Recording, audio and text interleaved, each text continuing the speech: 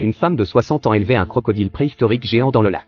Tous les 3 jours, la vieille femme amenait une vache, lui bandait les yeux et l'incitait à boire l'eau de la rivière pour la donner ensuite au crocodile géant du lac.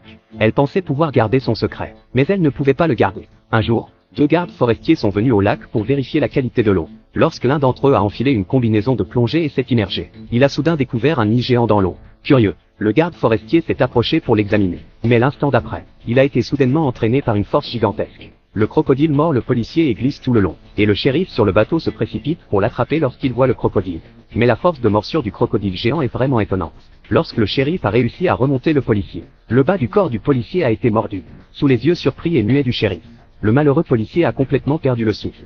Ensuite, les policiers de la ville se sont précipités sur les lieux de l'incident et ont été très surpris de voir les blessures du mort. En effet, ils ne pouvaient pas imaginer qu'un poisson et des crevettes de petite taille dans le lac pouvaient cacher un tel monstre. Ils ont ensuite conduit un bateau dans le lac pour inspecter et ont découvert une énorme carcasse d'élan dans le lac.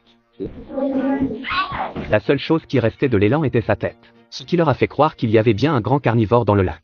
Lorsqu'ils sont arrivés sur la rive, un hélicoptère s'est dirigé vers eux. Il s'agissait d'un zoologiste, qui avait appris la nouvelle et s'était précipité. Il est très curieux au sujet de cette mystérieuse créature. Sur la base des informations qu'il a recueillies, il conclut que le monstre du lac est un crocodile géant. Mais comment peut-on trouver un crocodile dans ce lac? Afin de découvrir la vérité, ils sont retournés au lac. Le zoologiste et un autre policier de police ont également enfilé un tuba de plongée pour plonger dans l'eau, tout en posant un sonar pour escorter les 2 hommes. Au bout d'un certain temps, les 2 hommes ont trouvé de nombreux restes d'animaux dans le lac. Mais ils n'ont toujours pas trouvé le crocodile géant. Au moment où ils allaient se mettre à l'eau pour partir, l'un des policiers est sorti de l'eau pour récupérer le sonar sous-marin. Le crocodile a surgi de nulle part et là, la tête de le policier a été arrachée. Tout le monde n'a même pas vu l'apparence d'un crocodile géant.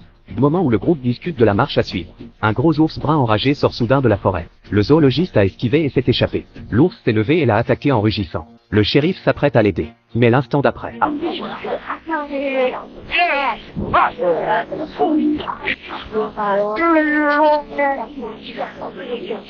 présent, tout le monde voit le crocodile géant, qui a indirectement sauvé la vie du zoologiste.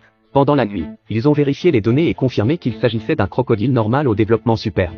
Mais le shérif estime que le crocodile a déjà tué plusieurs personnes et qu'il faut l'éliminer. Mais le zoologiste, en tant que biologiste, pensait que le crocodile était un miracle de la nature et qu'il ne fallait pas s'en débarrasser si facilement. Le shérif était tellement en colère qu'il n'a pas pu s'empêcher de lui donner un coup de poing au visage. Cependant, même après avoir été frappé, le zoologiste n'a pas changé d'avis et a maintenu qu'envoyer le crocodile au zoo était la meilleure chose à faire. Le lendemain, le zoologiste a garé son hélicoptère sur le lac et a replongé dans l'eau avec son obsession. Mais c'est cette obsession qui a failli lui coûter la vie.